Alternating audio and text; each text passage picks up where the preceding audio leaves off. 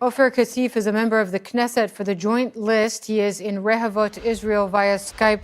Just to give our, thank you for joining us, to give our viewers some context, and correct me if I'm wrong, you're the sole Jewish member of this Arab majority political party alliance in the Knesset, correct? Correct, yeah, that's true.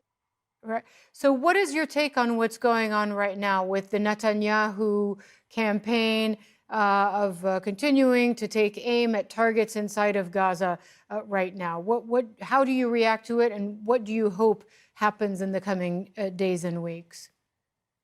First of all, everyone should know that Netanyahu himself, and of course the thugs around him, the thugs that are called the government of Israel, are responsible for the fire. He ignited the fire and started it in purpose. And it's not a coincidence that the fire began at the same day, more or less, that the mandate for forming a government went from Netanyahu to Yair Lapid. Netanyahu started the fire once he understood that he couldn't form a government. So he is responsible for the bloodshed.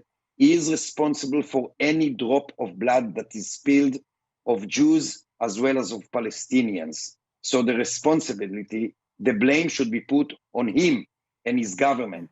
And in order to finish, sorry, I didn't mean to interrupt you, but I'm basically, sure. You're saying he's extremely cynical. You're saying that he did all of this for political reasons, and that this had nothing to do with Israel's security, and that therefore the 200 plus dead in Gaza and the 10 dead Israelis are really, that it is because of his actions that this has happened.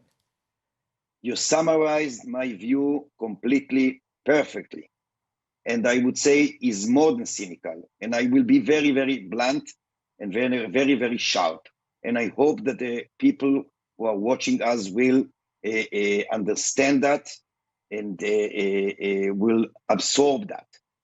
I said 1 year ago in the Knesset that Netanyahu is a pheromone psychopath. And I said that again, he's a clinical psychopath who doesn't care a bit for the lives and well-being of his fellows. He cares only about himself. He wants to stay in power in order to stay out of prison.